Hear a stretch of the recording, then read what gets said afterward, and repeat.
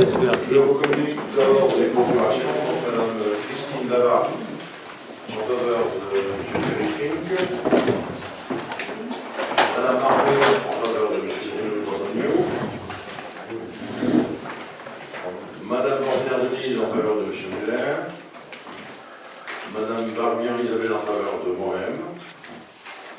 Et Madame Alexis Laure, en faveur de M. Reichler. Voilà. Donc nous commençons par l'approbation du PV du 27 juillet 2015, qui a été adressé à tout le monde. Qui s'oppose à l'adoption de ce procès-verbal? Personne qui s'abstient. Donc 3 abstentions. Le PV est adopté, donc on peut faire circuler des documents en signature.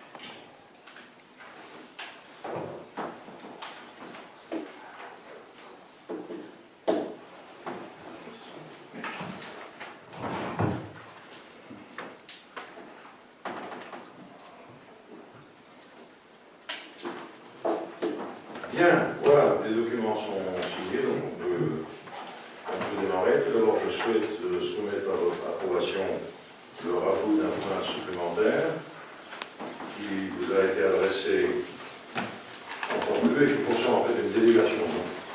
C'est le point numéro 13, mais si vous en êtes d'accord, je le classerai en point communication, puisqu'il n'y a pas de vote là-dessus. Je le dirai tout de suite en point concernant les délégations en communication. Est-ce qu'il y a une objection? Pas d'objection. Bien. Ensuite, en communication, donc, j'ai l'honneur de porter à votre connaissance les remerciements des familles suite aux condoléances adressées à l'occasion du décès de M. Alain Weber et de M. Simon Fink. Le courrier du sénateur François Brodiguier accuse en réception de la motion du 24 juin 2015 pour la sauvegarde des libertés locales. Et enfin, le rapport et les conclusions du commissaire enquêteur chargé de diriger l'enquête publique relative à la demande d'autorisation d'exploiter une unité de production de résine C4 sur le site Total Petrochemical France de Caroline-Saint-Avold qui a émis un avis favorable sur la demande présentée. Voilà. Et donc je rajoute le point 13 qu'on vient d'évoquer. Non, tout à l'heure, je crois. En point 1, il me semble. Voilà, donc on passe au point 1, communication.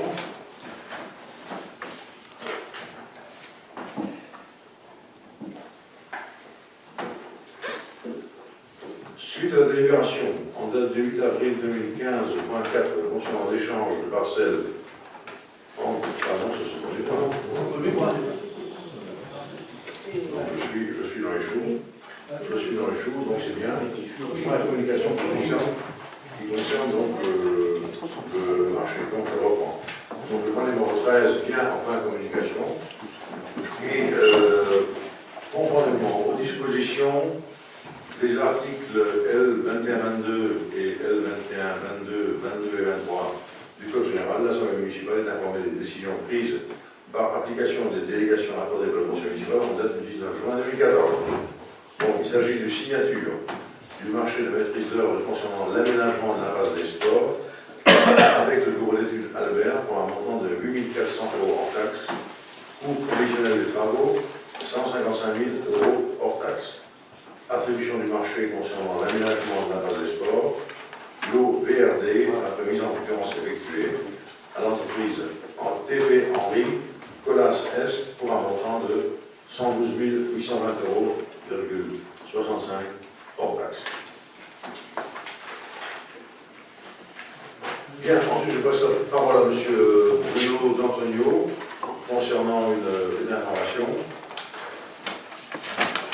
Donc il s'agit, comme vous l'avez vu en annexe, de la présentation de la proposition de Numéricable qui concerne l'évolution du réseau de télédistribution de l'hôpital de Caroline. Et donc c'est à ce titre-là que j'ai pensé que ce serait intéressant déjà de vous sensibiliser à cette évolution. Donc, il y aurait une autre phase, ce sera celle de l'approbation ou non de la cession du réseau. Et aujourd'hui je tiens déjà à vous informer. Donc initialement prévu à la mi-juin, la bascule du réseau qui nous dessert actuellement en télévision partait de la tête réseau de Fréval vers celui de Saint-Avold sera réalisée début novembre.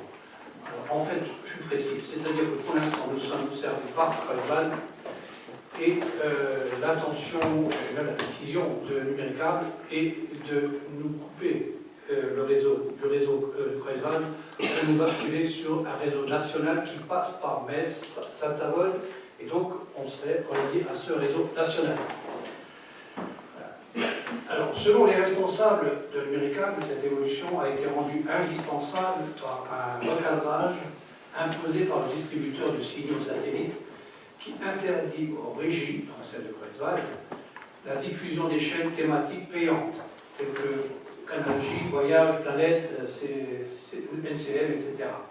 Et ces chaînes, elles doivent passer donc impérativement par une offre individuelle et par un décodeur. C'est pour ça qu'on ne les retrouve plus sur l'offre de Fréval. Pour Numéricable, notre réseau étant un site isolé, il est opportun de leur accorder un réseau national par le biais d'un backbone, c'est le nom technique. Donc c'est un réseau informatique qui fait partie des réseaux de longue distance de plus haut débit Internet. Donc, quelles sont les incidences sur les abonnés? L'offre TNT devrait donc s'amoindrir, donc des chaînes en moins. On ne devrait plus recevoir que la TNT française, allemande et belge. Tout le reste devrait disparaître de ce qui est diffusé actuellement sur le TNT. Et on pourra retrouver les chaînes qui nous manquent, naturellement dans des offres individuelles qui seront proposées par Numéricable. Son objectif étant d'aller plus loin que l'offre actuelle, avec pour finalité de ramener le très haut débit dans nos deux communes. Et quel serait l'impact sur l'abonnement? Au mémoire, on est à 22,62 € actuellement mensuels. Et ils vont proposer une offre de migration à un peu moins de 20 € pendant 12 mois, puis ça passera à 25,90 € avec des offres supplémentaires. À moyen terme, donc ils se sont donnés 2 à 3 ans. Numéricable a la volonté de s'implanter dans le système d'offres Internet en triple play, donc la télévision, l'Internet et le téléphone illimité, au même titre que les autres opérateurs, en ayant la maîtrise d'un réseau offrant un très haut débit de 100 mégas à tous ses abonnés. Cela implique une réhabilitation complète du réseau que le câble opérateur se dit prêt à financer sur fonds propres. C'est important, il ne demande pas de financement. À la condition d'en devenir propriétaire. Donc, les fourreaux resteraient notre propriété et Numéricable, devenant occupant, nous verserait une redevance à ce titre. Et cette opération laisse toujours la porte ouverte à tout autre opérateur qui souhaite s'installer. Voilà. Et donc, cette opération passe par une renégociation de notre convention, qui nous lie à Numéricable jusqu'en 2022, dans le cadre d'un protocole de cession. Donc c'est pour ça que la deuxième étape sera de discuter si on accepte ou non de leur céder le réseau. Aujourd'hui, c'est simplement une information. J'apporterai juste quelques précisions pratiques sur la bascule de réseau qui se fera en 2 temps. L'une se fera le 2 novembre au soir à Carlin et l'autre le 9 novembre au soir à l'hôpital. L'information des abonnés se fera pour Carlin par courrier dans la semaine du 19 au 24 octobre. Et suite à la bascule, il y aura donc des permanences qui seront tenues par Numéricable au centre socio-culturel les mardis, mercredis et jeudis qui suivront de 14h à 18h. Pour l'hôpital, le courrier devrait arriver dans la semaine du 26 au 31 et les permanences qui se tiendraient à l'ancienne gare il y a le 11 novembre, donc c'est le mardi, le jeudi et le vendredi, 14h et 18h. Et un guide d'explication devrait être édité par le cadre de l'attention des mairies pour pouvoir informer les administrés. Voilà l'information que je voulais vous apporter. Merci Bruno. Pour l'instant, il ne s'agit pas d'un vote. Il y aura un moment donné, on aura ajouté sur la convention qui va être passée à nouveau entre le syndicat, le syndicat de télédistribution qui réunit les communes de l'hôpital et de Carlin et donc Numéricable pour valider cette proposition dont on peut dire déjà qu'elle me semble très attrayante en termes de tarifs et de compléments de voilà. Je te remercie, ça a été très clair, d'autant que nous sommes filmés par le KGB, donc il est important que tout ça soit bien cadré et bien exprimé. Bien, merci Bruno. Nous avons donc le point numéro 1 qui concerne donc la demande d'acquisition par un particulier, monsieur et madame Bellard, une parcelle communale. Je passe la parole à monsieur Muller. Suite à la délibération en date du 8 avril 2015, point 4 concernant l'échange de parcelles entre la commune et M. et Mme Bellard, le conseil municipal est informé qu'il convient de préciser que les terrains échangés ont une valeur identique de 500 € et de compléter la délibération en conséquence. Voilà, donc vous n'avez pas de nouvelle délibération. Il s'agissait simplement ici de fixer un montant pour que cet échange puisse se réaliser. Est-ce qu'il y a des questions? Pas de questions. Je propose donc de passer au vote. Qui s'oppose à cette petite modification? Personne. Qui s'abstient? Personne. Le point est adopté à l'unanimité. Je vous remercie. Nous passons au point numéro 2. Échange de terrain entre la commune et un particulier. Monsieur Henry, je passe la parole à monsieur Muller. Le conseil municipal du 24 juin 2015 avait, dans le cadre de l'extension de l'impasse des sports, approuvé l'échange de terrain entre la commune et M. Henri Jean-Jacques en complément de sa délibération du 24 juin. Le conseil municipal est appelé à se prononcer sur l'arpentage définitif réalisé par le cabinet de géomètre Rivigbourg de Saint-Aloy. La ville cède à Henri Jean-Jacques la parcelle cadastrée bon de l'hôpital section 9, numéro 903 sur 228, d'une contenance de 0,07. Monsieur Henri Jean-Jacques cède à la ville les parcelles cadastrées bon de l'hôpital section 9, numéro 897 sur 231 de 2 arts 40, numéro 898 sur 231 de 0 art 17, numéro 899 sur 231 de 0A03 et numéro 901-228 de 0A12. Cet échange se fera sans versement de soulte des terrains cédés ayant une valeur identique de 500 €. Très bien, merci Charlie. Des questions? Je voulais juste savoir qui c'est qui paye l'arpentage. Pardon? Qui c'est qui paye l'arpentage? C'est la commune. Non, juste je voulais savoir. Donc c'est la commune qui porte le projet. Dans le cadre de la PVR, on y reviendra tout à l'heure, donc il est tout à fait logique que la commune paye l'arpentage. Parce que là, j'aurais quand même plusieurs questions à poser sur ce projet, disons, en règle générale. Comme on y verra tout à l'heure, hein, pour la PVR. Voilà. Pas d'autres questions, je propose donc de passer au vote. Qui s'oppose à cet échange de terrain sans soulte entre la commune et Jean-Jacques Henry? Personne qui s'abstient? Personne. Ah pardon. 3 abstentions. 4, 5. Vous y êtes? 6. Ah, Véronique. 6. Moi, je prends le double.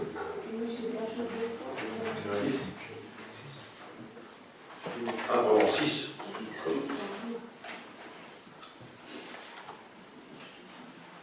Vous avez tout le monde alors? C'est bon? Bien. Nous passons au point numéro 3, tarif loyer parking aérien couvert par Richard. Je passe la parole à Mme Rouf. Un parking aérien couvert situé 10 rue du Général Ordener à l'hôpital, cadastré section 26, parcelle numéro 728, d'une surface de 306 m², comportera 10 places couvertes.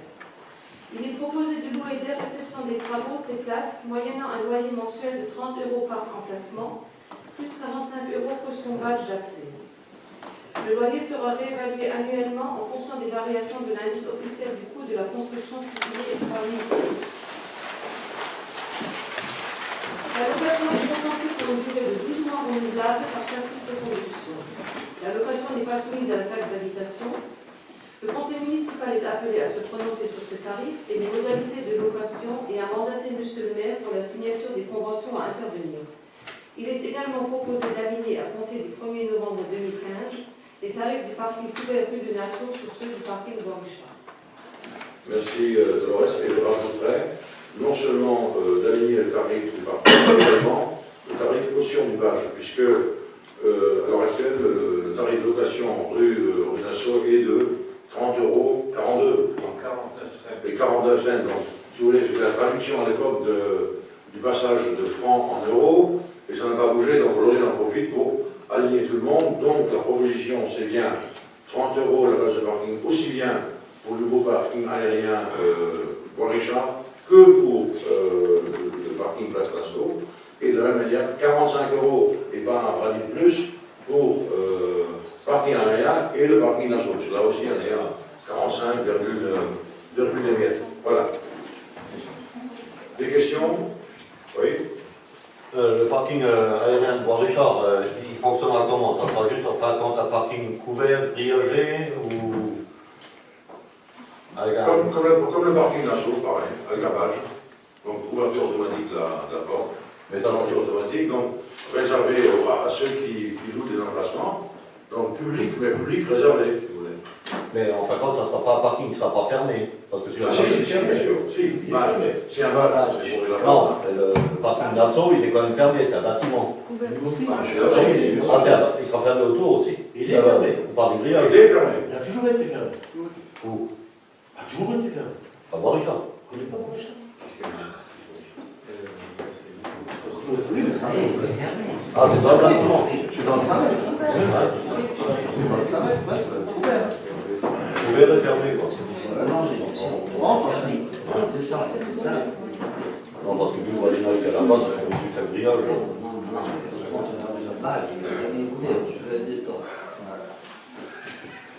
Bien, voilà d'autres questions? Et le loyer à l'espace des temps, du moins, à rue Nassau, il était combien actuellement?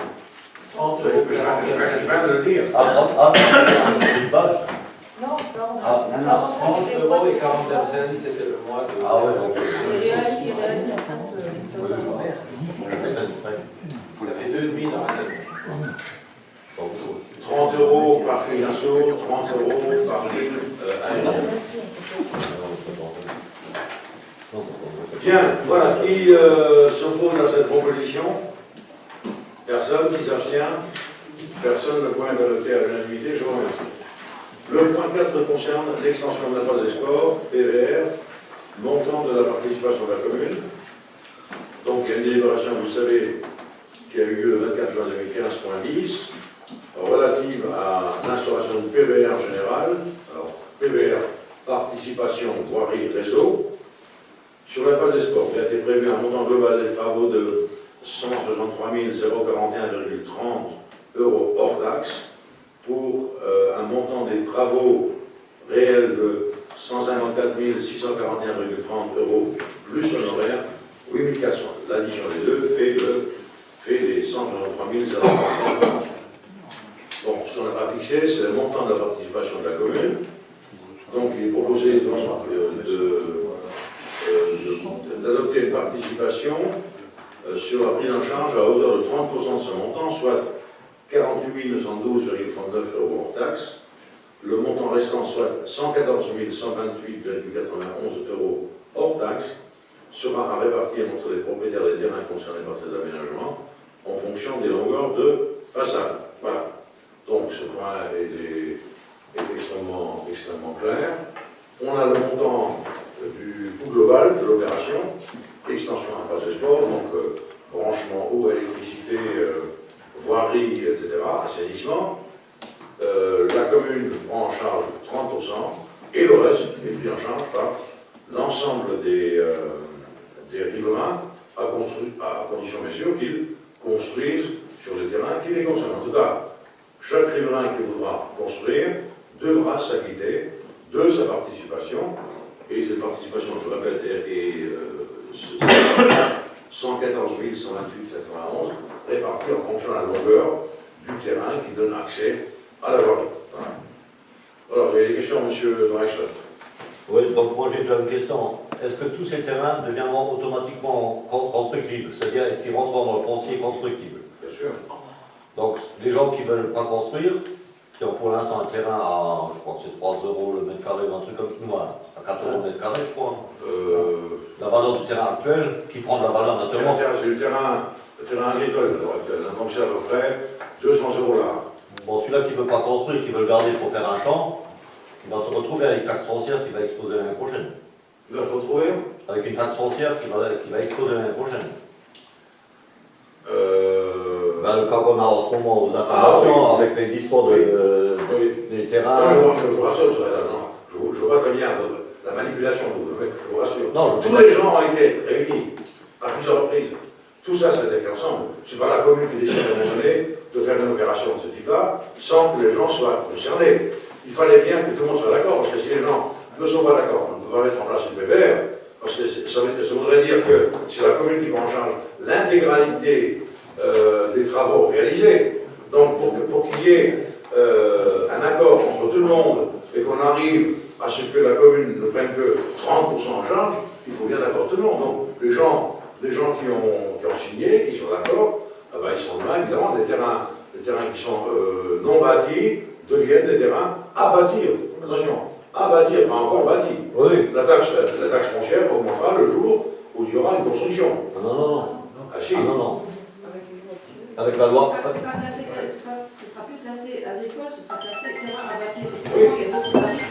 C'est transport bâti. Et ce que l'on a vu là aux dernières taxes foncières, que les terrains à bâtir, non bâtis, ils sont taxés justement pour obliger les gens à les vendre ou à les bâtir. Mais il faut quand même préciser qu'au départ, c'est des riverains qui ont demandé à ce qu'on fasse. Certains, pas tous. Bon, celui qui ne veut pas construire, il a le choix. Il peut vendre son terrain parce qu'il ne le vendra pas au prix du terrain agricole. Oui, mais certains voulaient le garder, mais ils ne savaient pas qu'ils allaient taxer. Hein? Par exemple, qui? Ils étaient tous d'accord. Non, mais ils ne savaient pas qu'ils allaient taxer. Ils ne savaient pas cette nouvelle loi qui est sortie là, qu'on taxe maintenant les terrains. Mais attendez, ça ne change pas grand-chose. C'est un terrain, je le répète, qui valait 200 € là et qui va valoir demain entre 5 000, 6 000 et plus. Là, alors même sur les taxes, il faut le vendre ou alors construire. Ceux qui ne veulent pas vendre La plupart des gens son terrain.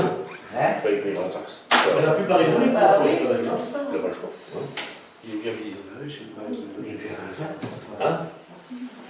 On ne peut pas avoir une chose et son contraire. Le beurre, l'argent du beurre, la fermière, le seau, etc. Gros vache, cochon retrouvé.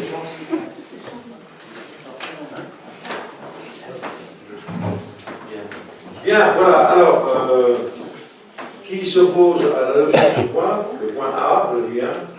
Personne qui s'abstient. Donc, 1, 2, 3, 4 d'un côté et 3 de l'autre.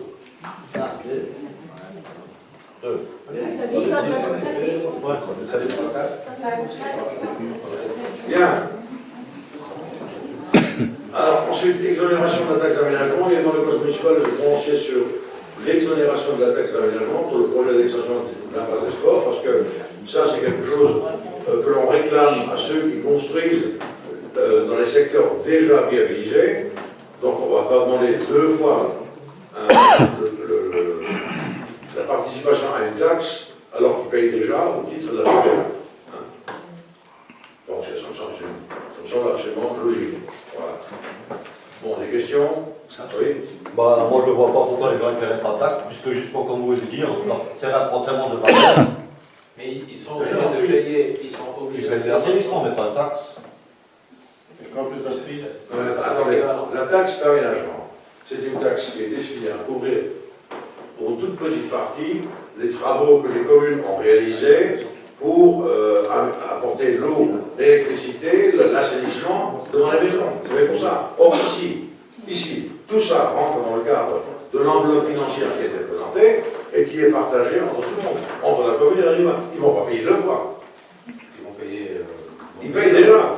Ils payent déjà. Parce que ce qu'ils payent, c'est pas un cadeau. C'est bien le coût de l'aménagement de la voirie. Donc ils ne payent pas 2 fois. C'est pas logique. Bah, pour ceux qui payent pour l'aménagement, ils payent une sacrée subvention sur le terrain. Hein. Ah bah vous allez leur dire. C'est leur dire. Donc, je trouve quand même que ça c'est un beau cadeau fiscal qu'on leur fait, puis que disons à l'hôpital, tout le monde est fiscalement pas égal. Là. Bah, tout à l'heure, vous disiez qu'ils allaient payer maintenant la taxe, maintenant vous dites que c'est un cadeau fiscal. Bon, écoutez, oui, avec ça. Bien, allez, alors, qui s'oppose à cette proposition? Deux oppositions, qui s'abstient? 3 et 2.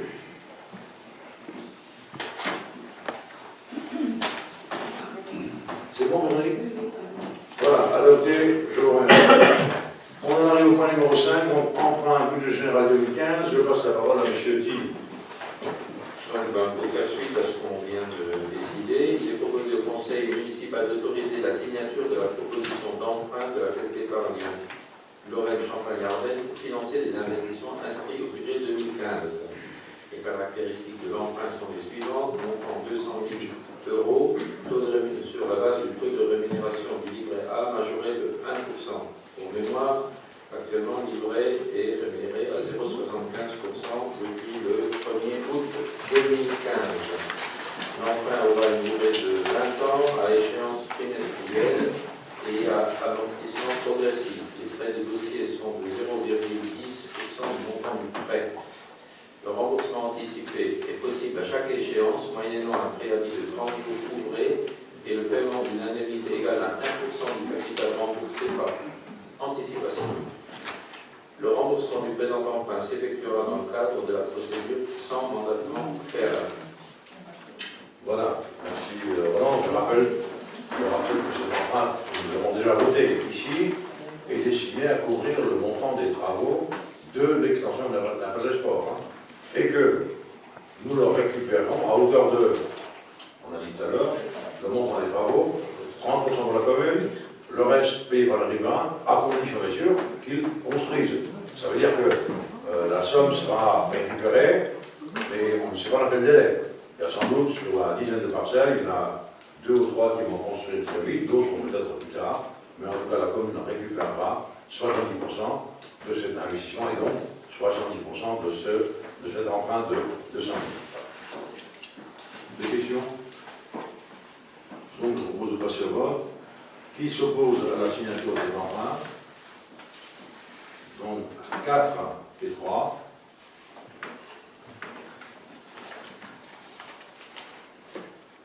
Qui s'abstient? Personne. Donc le point est adopté. Je vous remercie. Et nous passons au point numéro 6, décision modificative numéro 2 du budget principal. Je passe la parole à Roland. Donc les opérations d'investissement programmées dans le budget principal 2015 nécessitent les ajustements suivants. Donc, en minoration, l'article 23, 13, construction, moins 30 000. En minoration, l'article 266, 2031, frais d'études, moins 10 000. Toujours en minoration, l'article 187, 2315, installation matérielle et outillage technique, moins 3153. Toujours en minoration, l'article 227, 2313, construction, moins 15 000. Tout ça pour abonder en positif les chapitres 20, 202, frais liés à la réalisation des documents d'urbanisme et à la numérisation du cadastre, plus 40 000, et l'article 259, 23, 15, installation matérielle et outillage technique, plus 18 153 euros. Ces mouvements s'équilibrent en recettes et en dépenses. Merci. On a des questions? Pas de questions, je propose donc de passer au vote. Qui s'oppose à l'adoption de ce point? Personne. Qui s'abstient? 3 et 4.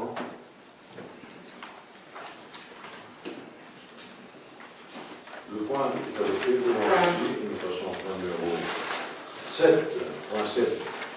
L'OGS opération numéro 57 544, réhabilitation de 24 logements, 31-35 rue de Saint-Avold, délibération de garantie. Donc c'est une délibération absolument récurrente et traditionnelle. Chaque fois que les bailleurs sociaux effectuent des travaux importants, la commune se porte garante des emprunts réalisés par les bailleurs, et c'est le cas ici. C'est le point numéro 7 et ce sera tout à l'heure identique pour le point numéro 8, puisque ça concerne des bâtiments situés ailleurs dans la commune. Je passe la parole à André Guillain. Le conseil municipal est informé que la société Logis a réalisé la réhabilitation de 24 logements à l'hôpital 31 et 35 de Saint-Avold.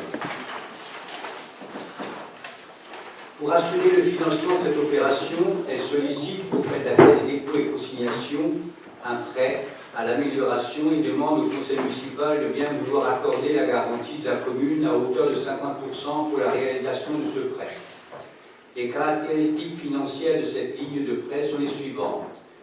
Ligne du prêt PAM, montant 104 401 €, périodicité des échéances annuelles pour une durée totale de 20 ans, indexée sur le livret A. Taux d'intérêt actuariel. Taux du livret A à la date d'effet du contrat de prêt, plus 0,60%. Révision du taux d'intérêt à chaque échéance en fonction de la variation du taux d'intérêt du livret A, sans que le taux d'intérêt puisse être inférieur à 0%. Profil d'amortissement. Amortissement déduit avec intérêt différé. Si le montant des intérêts est supérieur au montant de l'échéance, la différence est stockée sous forme d'intérêt différé. Modalité de révision. Double révisabilité limitée. Taux de progression des échéances de 0 à 0,50% maximum, actualisable à l'émission et à la date d'effet du contrat de prêt en cas de variation du taux du livret A. Révision du taux de progressivité à chaque échéance en fonction de la variation du taux du livret A, sans que le taux de progressivité puisse être inférieur à 0%.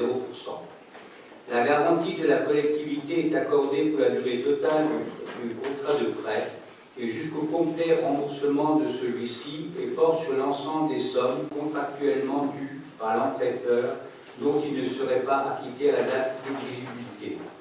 Sur notification de l'impayé par lettre simple de la Caisse des dépôts et consignations, la ville s'engagera dans les meilleurs délais à se substituer à l'emprunteur pour son paiement en renonçant au bénéfice de discussion et sans jamais opposer le défaut de ressources nécessaires à ce règlement. Le conseil municipal s'engage pendant toute la durée du contrat de prêt à libérer, en cas de besoin, des ressources suffisantes pour couvrir les charges de celui-ci. Merci. André, des questions? Oui.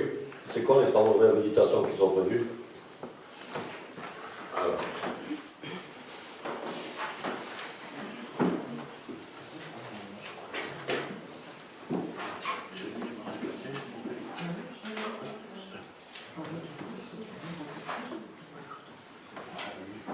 Oui, hein.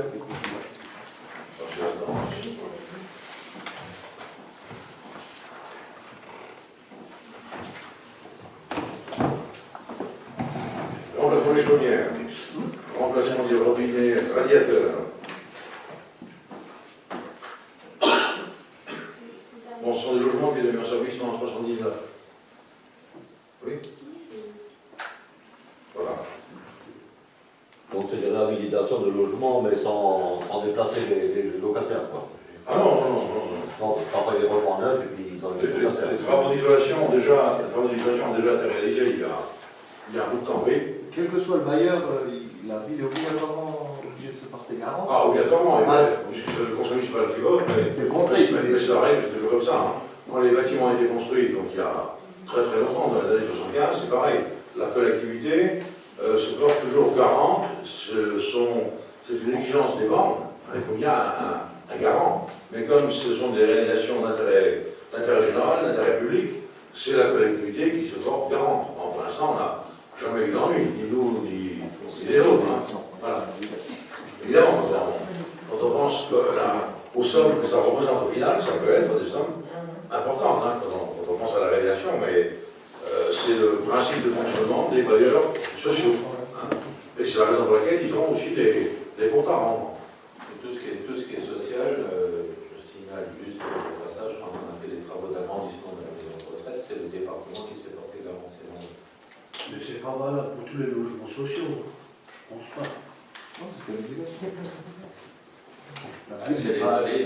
Les banques ne prêtent pas pour la réalisation s'il n'y a pas de garantie. Garant, ouais. Mais nous, la question c'était de se dire, est-ce que c'était obligatoirement la ville qui doit se porter garant pour des bailleurs? On n'est pas obligé, c'est le conseil municipal décide non et la ville d'accord. Oui, les travaux Ne seront pas. Hein. Ah ouais, d'accord. Oui, mais bon, il y a aussi obligation pour les villes de réaliser un certain nombre de logements sociaux. Donc si c'est une obligation qui est faite aux villes, il faut bien que les villes assurent les garanties. C'est un serment qui prend la queue. Bon, jusqu'à présent, c'est toujours bien soldé et on espère que ça continue. Le département, il sollicite également, si possible, comme partie. La garantie. Oui, la garantie, là, il faut 50% par la commune et 50% par le département.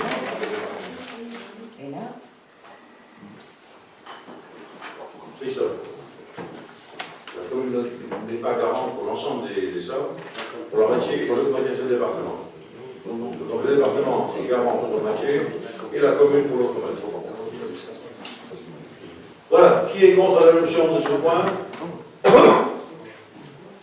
3. Qui s'abstient? 4.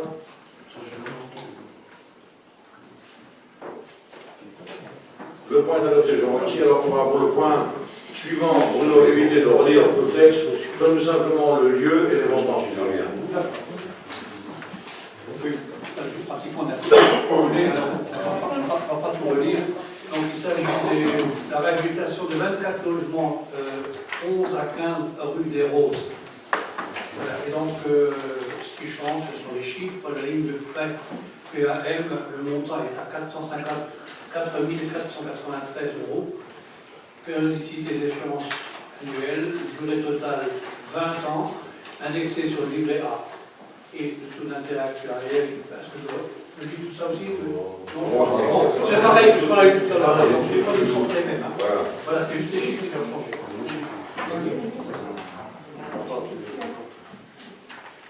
Voilà. Voilà, je crois qu'on a évoqué la question, donc on peut passer au vote. Qui s'oppose à l'adoption de ce point? 3. Qui s'abstient? 4. Non. Il faut qu'il y ait le social là-dedans. C'est C'est étonnant quand même. C'est pas une histoire de mais social. c'est évident. C'est pas une histoire de Ça veut social. dire je suis bailleur, je barre avec la caisse, c'est la ville qui paye. Ouais, déjà comme C'est ça. ça. Voilà. Après, c'est une obligation d'avoir des logements sociaux, quoi. Oui, mais il y a aussi les particuliers, puis eux, ils n'ont pas de garantie à part eux-mêmes. Si l'OJS se barre avec la caisse, ben, c'est la commune qui paye. Mais qu'est-ce qui pourrait prendre le relais? La commune.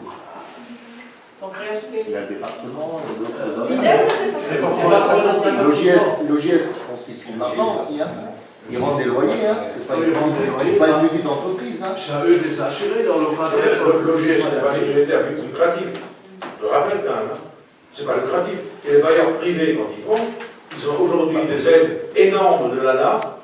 Ouais, De l'ANA. ouais, Ils peuvent aller jusqu'à 50-70% de rénovation d'un logement, à condition d'en faire après un logement social, donc c'est-à-dire oui. à des tarifs préférentiels. Donc on peut pas dire qu'ils ne sont pas aidés. Oui, l'OGS, ça reste un bailleur privé. Même s'il a vocation sociale, ça reste un bailleur privé. Il rentre des loyers. Donc à un moment donné, il doit être assez sérieux pour prendre en charge. Sur la logique, vous avez raison. Même si une ville, elle doit respecter les 20%, je Sur crois. la Hein, logique, vous avez raison, mais c'est le banquier qui, en l'occurrence, demande des garanties. Qui peut garantir un emprunt? Si la ville et le département ne se portent pas garant, l'office d'HLM ne peut pas réaliser. On n'a jamais eu depuis qu'on est en place, et même avant, puisque j'ai un mandat d'avance dans l'équipe, enfin dans l'opposition. Ni même avant. On n'a jamais eu à prendre en compte des défaillances de paiement des bailleurs sociaux. Mais bon, c'est le montage qui veut ça. Voilà, moi je tiens à remercier et à féliciter ceux qui votent pour l'adoption de ce point, parce que c'est un grand service rendu. Et si on n'adopte pas ce point, eh bien des travaux d'amélioration ne pourront pas être réalisés.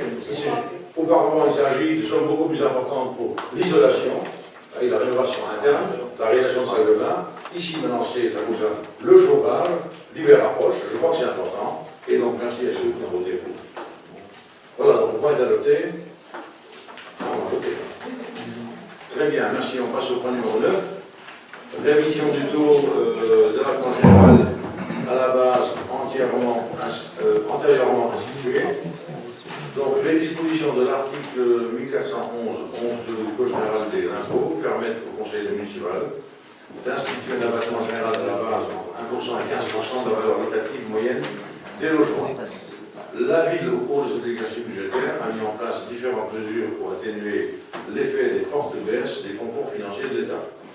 Pour compenser le recul des dotations annoncées en 2016 et 2017 et répondre à l'impératif d'équilibre budgétaire, il est proposé de modifier le taux d'abattement général de la base institué par la délibération du 36 1980 et de le fixer à 5%. Alors, deux mots d'explication. Pour rappeler qu'il existe trois types d'abattements. Un premier abattement qui est un abattement obligatoire, il est institué par la loi, qui varie entre 10 et 15% en fonction de la composition de la famille. Ensuite, il y a un deuxième abattement, qui est un abattement spécial à la base, de 15% qui concerne des familles modestes. Donc, d'une part, on a parlé de composition de famille, ensuite, il y a des familles modestes en fonction des revenus. Cet abattement de 15% existe et ne sera pas modifié. Et il existe ensuite un troisième abattement qui s'appelle l'abattement général, qui est chez nous à l'heure actuelle de 15% et que nous proposons de ramener à 5%. Voilà de quoi il s'agit très concrètement. Donc ça veut dire que cet abattement provoquera évidemment une légère augmentation de la taxe d'habitation, mais indépendamment du taux. Ça n'a rien à voir avec le taux, c'est l'abattement à la base. Voilà. Est-ce qu'il y a des questions? Pas de questions. Donc, je propose de passer au vote. On aurait préféré évidemment de loin que l'État revienne sur sa décision de réduire de façon drastique la DGF, la dotation publique de fonctionnement qui est en baisse depuis 2011, je le rappelle, 1,2 million en 2011, 600 000 aujourd'hui. Les dépenses ne sont pas toutes incompressibles, et donc on est bien obligé d'augmenter les recettes. Voilà. Alors, qui s'oppose à l'adoption de ce point? 3 et 4. J'ai juste une intervention par rapport à la DGF qui est prévue, et baisse de dotation depuis 2011, vous venez de le dire, mais après peut-être qu'au niveau de la majorité, il faudrait faire des efforts au niveau des dépenses de fonctionnement, pour justement aussi un petit peu réduire les dépenses. On le sait, les baisses de dotation, elles ne sont pas tombées hier, elles datent de 2011, donc il y a une anticipation qui aurait pu être faite sur des projets ou sur des idées, donc peut-être revoir aussi l'ensemble du fonctionnement. Et peut-être la section investissement. On a fait au printemps, on a examiné les listes. Il faudrait peut-être arrêter ce qui marche, ce qui ne fonctionne pas, essayer de mutualiser avec d'autres villes, je ne sais pas. Peut-être des nouvelles idées à voir pour faire baisser un petit peu les... Parce qu'on sait que les baisses de dotation elles vont aller jusqu'en 2017. Il faut faire des solutions, hein, parce que... On va en faire quand ce sera il faut le dire, est-ce qu'on arrête à Algaverie, ça nous coûte 110 000 € par an? Est-ce qu'on arrête le fonctionnement des jeunes, c'est un peu votre... Oui, mais je sais. C'est métier, oui, je sais. C'est métier, l'animation des mercredis. Alors, est-ce qu'on arrête ça? Non, mais peut-être... ça coûte très cher, tout ça. Peut-être qu'il y a d'autres villes où il ne faut pas les luminaires. Est-ce qu'on arrête l'action sociale, GCS? Est-ce qu'on arrête tout ce qu'on fait pour les anciens? Non, mais se fixer des priorités. Se dire que les enfants, c'est peut-être plus important que les luminaires, c'est peut-être plus important que... Voilà, il faut à un moment donné que du feu d'artifice, qui était... je ne dirais pas, mais très très peu suivi des gens, de la population, c'est voir vraiment ce qui se passe sur le terrain au quotidien et avoir le courage de dire non, on ne fait pas. Comme la fête de la musique. Il faut faire de la musique, on compte sur toi pour le budget, pour les propositions concrètes. Moi, ça veut demander de réduire, parce que c'est ce qu'on fait. On réduit, d'une part, toutes les communes le font, on n'a pas le choix. À la fois on réduit les dépenses et on essaie d'améliorer les recettes. Je vous rassure quand même, on a vu au printemps ligne par ligne, et là où on a pu faire des coupes dans l'exécution du budget et faire des économies, on l'a fait. Maintenant, il nous faut aussi le recul de la fin d'année pour voir si effectivement ça a porté ses fruits. Aujourd'hui, on ne peut pas dire, bon, une des économies, c'était le lampadaire sur 2. Voilà. Il n'y a pas que ça, et je te rassure, il y a bien des points qui ont déjà été impactés. On aura des résultats à la fin d'année. Mais nous aussi, quand on dit on peut faire des propositions, mais quand nous on n'est pas concernés, on ne siège même pas dans la commission finance. Donc je ne peux pas à un moment donné intervenir en faisant des propositions si je ne connais pas les tenants et les aboutissants d'un budget municipal. On voit les chiffres. Non, avant le vote du budget, tu as le document avec le budget. Oui. Tu veux dire là, moi j'aurais mis moins, là j'aurais mis moins. J'aurais mis moins pour les enfants, j'aurais mis moins pour les anciens, j'aurais mis moins pour l'école, j'aurais mis moins pour ceci, pour cela. Ça c'est concret. Ça c'est concret. Sur le principe, tout le monde est d'accord. Il faut réduire, d'accord. Après, il faut faire des choix et dire où. Oui, bien sûr. On aura l'occasion de reparler au moment des votes du budget. De toute façon. Dans tous les cas, la baisse de dotation, là, c'est pas d'hier, elle date de 2011. Donc il y a quand même déjà 5 ans qui sont passés. Donc on ne peut pas dire qu'on a été surpris. Absolument. Il faut anticiper. Après, c'est des choix courageux. Pour avoir été, il faut suivre l'actualité un tout petit peu, mais pour avoir été samedi à l'Assemblée générale des maires de Moselle, je peux te dire que 65% des maires étaient présents dans la salle, et ceux qui s'expriment ici, c'est exactement ceux qui s'expriment dans toutes les communes du département et dans toutes les communes de France. On est tous logés à la même enseigne, et tu as raison, il faut qu'on trouve des économies, et il faut aussi qu'on aille dans le sens de créer des ressources si elles n'existent pas, si on nous les enlève. Il y a des charges incompressibles. Par exemple, on a mis en cause samedi l'effet du ministère des Finances qui nous réduit les dotations, mais en même temps qui impose des charges supplémentaires aux communes. Ça a été dit, ça a été soulevé par tout le monde. Mais bon, difficile, c'est une solution. Et je rappelle pour 2015, comment voulez-vous anticiper quand le jour du vote du budget, on n'a pas pour le montant de la dotation? Donc on fait du funambulisme, parce qu'on n'a pas les informations. Ensuite, il faut rappeler que ça a été mis en place par le gouvernement Sarkozy en 2011. Donc, premier effet en 2012.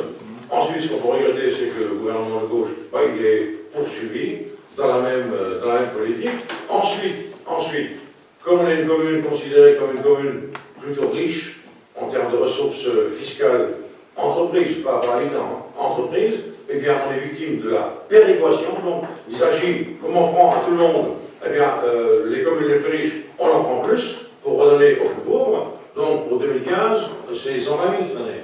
Hein, donc, on est passé de 30 000, voilà, alors regarde, c'est 120 000. L'année prochaine, on ne sait pas. Au bout du couloir, c'est toujours le même qui paye. C'est le contribuable, c'est-à-dire que dans les années futures, les impôts, il ne faut pas se cacher, les impôts locaux, à mon avis, ils vont augmenter. Hein. Mais j'ai rencontré hier nos amis de Uber. Simplement l'accueil des réfugiés syriens met en demeure la ville de Uber de réaliser un équipement d'accueil de 2 millions d'euros. 500 000, 2 millions d'euros. 500 000 sont financés par le LAND, le reste, c'est l'emprunt communal. Alors, si vous passez devant la mairie de Berne, le montant de la dette est indiqué en chiffres lumineux. Et bien, vous allez voir qu'il va augmenter de 1,5 million pour compenser ce qui est imposé. Ils sont déjà endettés jusque plus. 21 millions. Et on leur impose encore 1,5 million.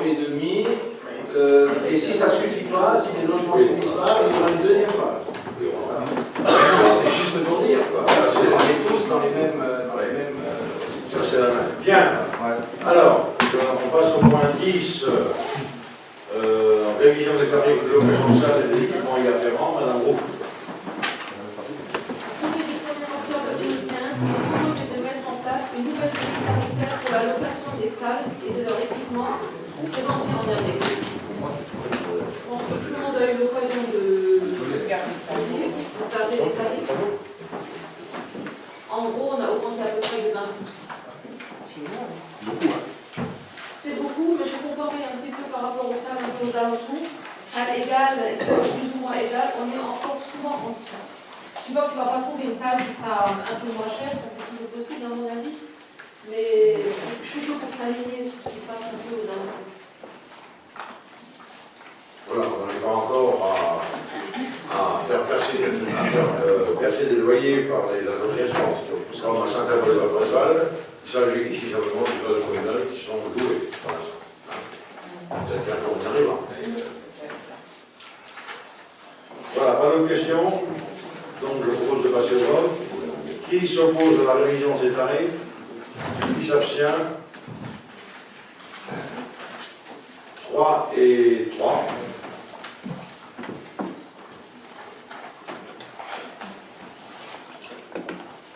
Et on passe au point numéro 11, adhésion de la commune de Villars au syndicat d'électricité de l'Est Mosellan, qui s'appelle le CELEM. Par délibération du 24 juin 2015, le conseil municipal a demandé son adhésion au CELEM. Le comité syndical du CELEM, par délibération du 9 septembre 2015, s'est prononcé favorablement sur cette décision. Adhésion. Le conseil municipal est appelé à confirmer sa demande d'adhésion, approuver les nouveaux statuts du CELEM si annexés, désigner 2 délégués titulaires et 1 délégué suppléant. Voilà, c'est une délibération qu'on a déjà prise concernant l'adhésion, mais maintenant on a les statuts qui vous ont été adressés, donc vous les avez observés. Il s'agit donc de désigner 2 délégués. Alors nous proposons pour les délégués titulaires, M. Muller-Charles et M. Barbion-Gilbert, et pour le délégué suppléant, M. Bruno D'Antonio. Est-ce qu'il y a d'autres candidats? Pas d'autres candidats. Dans ce cas, je propose de passer au vote. Qui s'oppose à l'adoption de ce point, donc à savoir confirmer la demande d'adhésion, approuver les statuts et désigner les délégués? Personne. Qui s'abstient? 3 abstentions. Le point est adopté. Je vous remercie. Et nous passons au point numéro 12. Modification du tableau des effectifs avancement de grade pour permettre plusieurs avancements de grade suite à l'avis favorable de la commission des ordres paritaires du 5 février 2015. Il est proposé de modifier le tableau des effectifs comme suit à compter du 1er décembre 2015. Création de 2 postes d'adjoint administratif principal de deuxième classe à temps complet. On précise, il ne s'agit pas de nouveaux postes, il ne s'agit pas de nouvelles embauches, mais il s'agit simplement de changement de grade. Des questions? Pas de questions, je vous propose donc de passer au vote. Qui s'oppose à cette modification du tableau des effectifs? Personne. Qui s'abstient? Personne. Donc le point est adopté à l'unanimité. Je vous remercie. Et le point 13, délégation, on en a fait état tout à l'heure. Voilà, donc vous pouvez organiser. Je lève la séance et je vous souhaite une bonne soirée.